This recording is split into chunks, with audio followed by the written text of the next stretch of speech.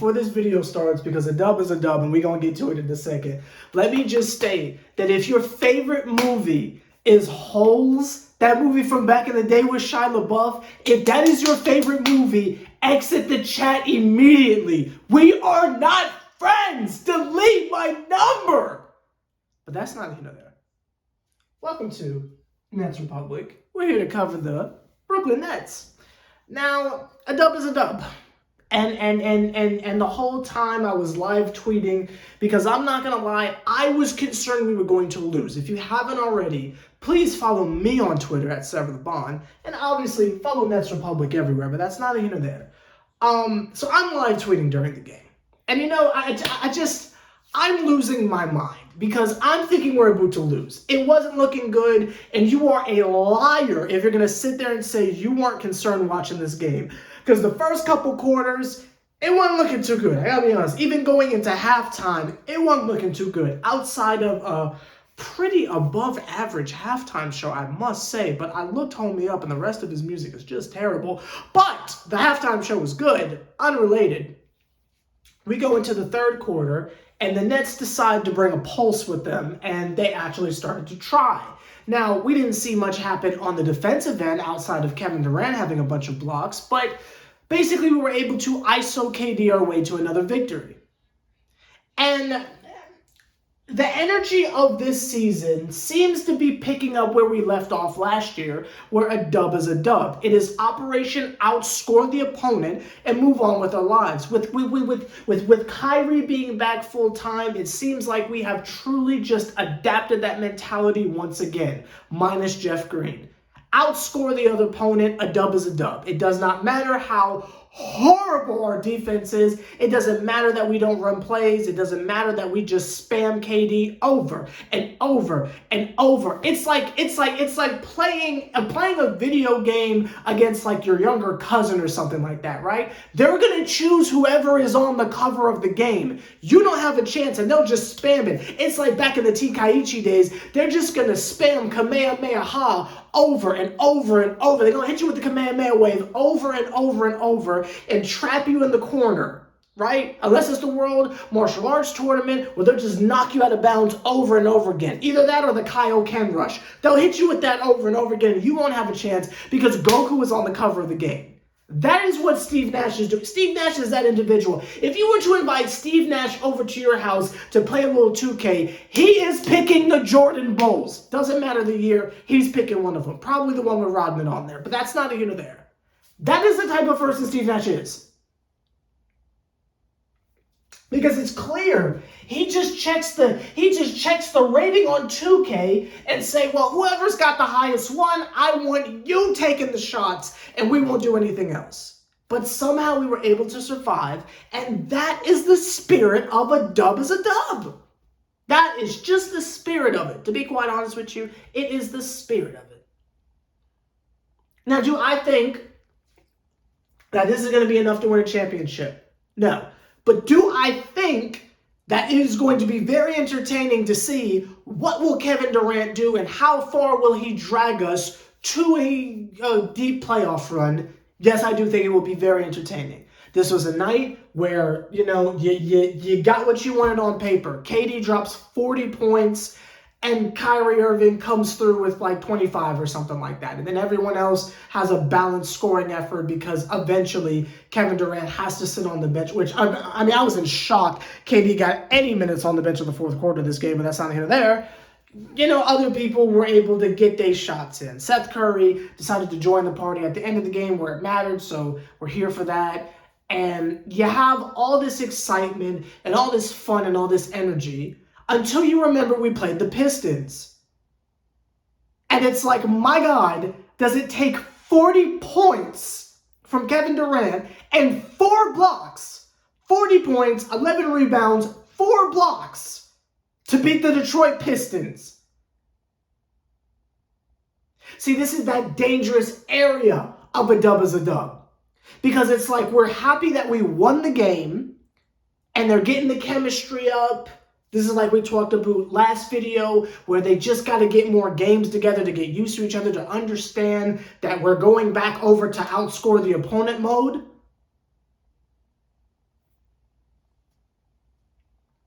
But at what point do we stop criticizing the game and the performance? Because for several points in the game, I mean, the Nets were just getting slaughtered. They weren't putting up much of a fight defensively, and there was a period of time where no one could hit a shot, and Kevin Durant literally just went Olympics mode and said, give me the ball, I will save us. In those time periods where things are getting a little rough and a little shaky, LaMarcus Aldridge was nowhere to be seen. Cam Thomas was nowhere to be seen. Kessler Edwards got like 30 seconds. And Blake Griffin was just on the bench collecting dust. And for the life of me, I don't know how Steve Nash is getting away with this. I understand Claxton is playing better. And I understand that at some point, you are going to need to define the roles of who exactly is going to be a part of this rotation going forward into the playoffs. You want to have a tight reign. I understand that. I just want to know, on what planet does Patty Mills break the mold where LaMarcus Aldridge and Blake Griffin doesn't?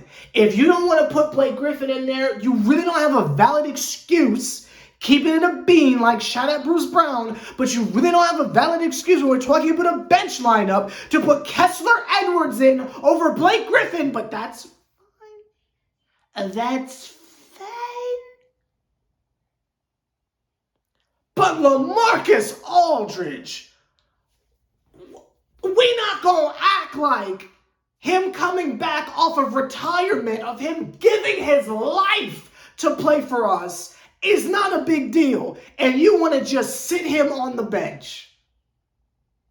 Because there is a laundry list of individuals who are gone to where I'm questioning, why did we bring these people back then? Like, I want to know, on what planet does James Johnson deserve minutes over LaMarcus Aldridge and Blake Griffin? Somebody tell me. That's what I want to know. What does James Johnson have exactly? What is it? Is it the neck tattoos? Is that it? Are you scared to say it to his face? Do I have to be the one to take a bullet for the squad? What did I just step on? That's a little joint. Anyway, do I have to be the one that takes a bullet for the squad? Do I have to be on camera and be the one to say it? Then fine. If y'all don't see me again, it means James Johnson and a squad of neck-tatted men came and found me, and I am no more. But I will be the one to say it. James Johnson is trash. I said I wasn't going to do it, but I did it. James Johnson is garbage. Retire now. You had no excuse to have that man out there taking up space the way he does, breathing up all the good vaccinated air. There is no excuse. Put Blake Griffin out there now, or put LaMarcus Aldridge out there. And in fact, I gave you 2 examples of people who have a welcome spot on the bench. If Patty Mills is this tired, let him sit on the bench. Put Blake Griffin out there, he can shoot threes. If you're not getting anything at all from James Johnson, put LaMarcus Aldridge in there. I bet you he is a better matchup for Kelly Olynyk than Claxton. It's just despicable how Steve Nash is getting away with this. Because it's decisions like that, to where it's like when you ask questions of, well, why are we being outmatched in certain departments?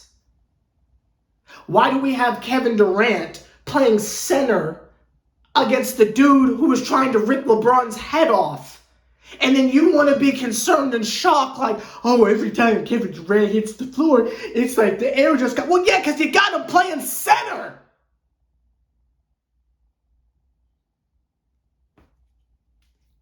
Like, shout out Drummond and them.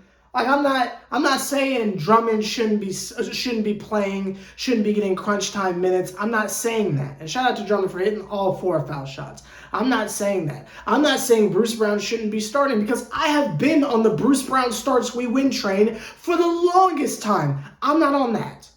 No way. No, sir, not me. But my issue is when individuals who don't deserve to play are getting minutes over literal veterans. Literal veterans that we move heaven and earth for, you're just not going to play. For James Johnson? He didn't play in Miami. It's just so silly. And what I legitimately pray is that if Ben Simmons comes back this season, I doubt he will, but if he comes back this season, we had better not see Dragic ever again. I don't want to see him out there ever again. I'll hit the Jericho. Ever again. That better be Ben Simmons a clock. Because there are too many times that Dragic is just out there passing the ball, having fun, doing footsies with Steve Nash up and down the floor every now and again. When we're trying to win games and y'all playing around like Kyrie ain't back. I don't want to see Dragic again. And we talked about this when we got Dragic.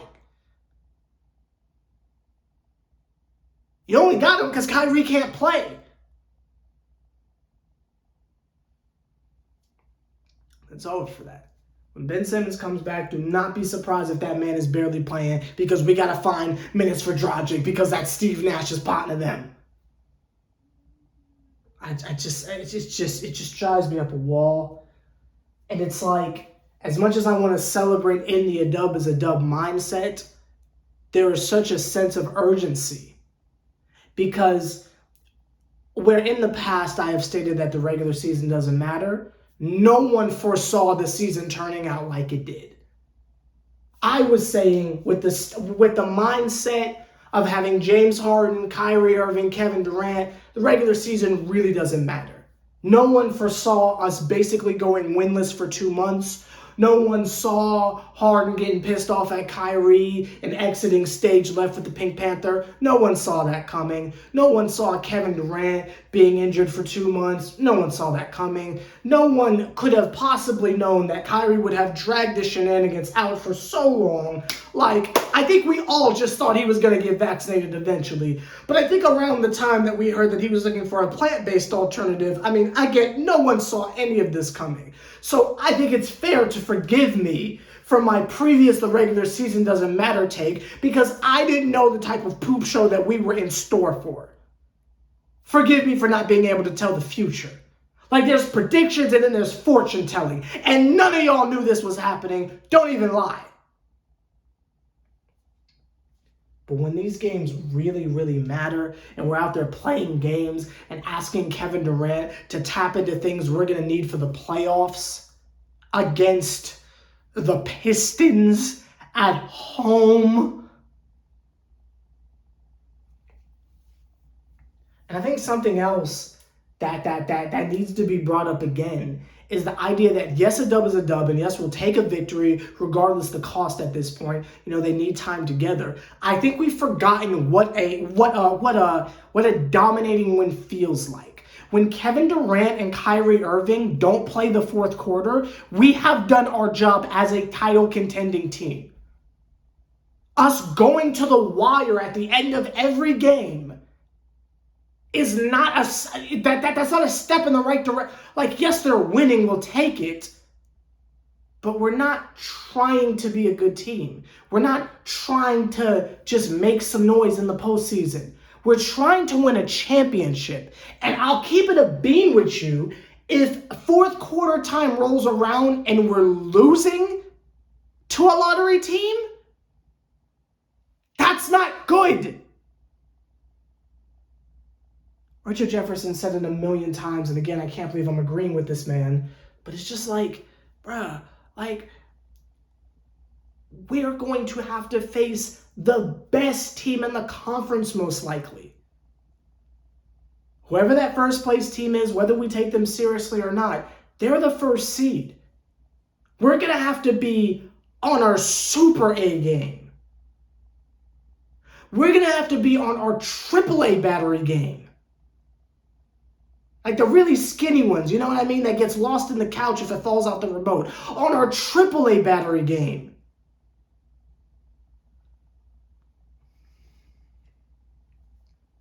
And I'll tell you something. Don't sleep on the Hawks. Like if it was the Raptors or something, I'm not scared of them. I'm not scared of the Hornets. If we have to play the Hawks in the play-in tournament,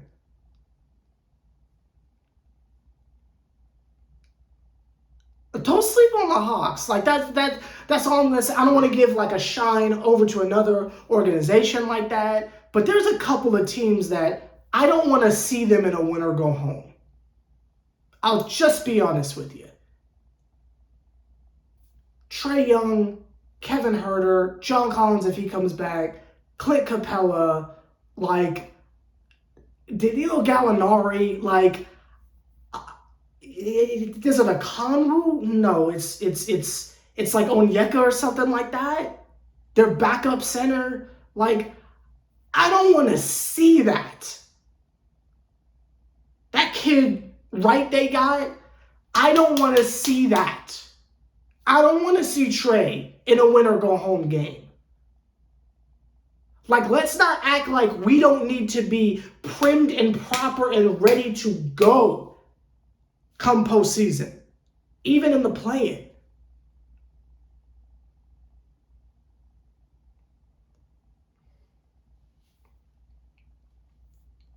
I just hope that with these last couple games, they're getting all the practice they can in, everybody stays healthy, no one's taking any games off. We take everything super, super seriously. Because if there's 6 games left, I need 5 of those to be blowouts. Especially when our schedule coming up is like the Knicks and stuff. You know what I mean? I need blowouts. Because if we're not beating the doors off of these basement teams, I don't know what you think we're doing against Miami. I don't know what y'all think we're doing against the Celtics. I don't know what y'all think is going to happen when we see Milwaukee again.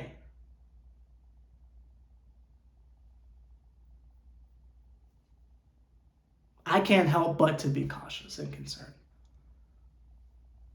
But who knows, maybe you're not. Let me know down below.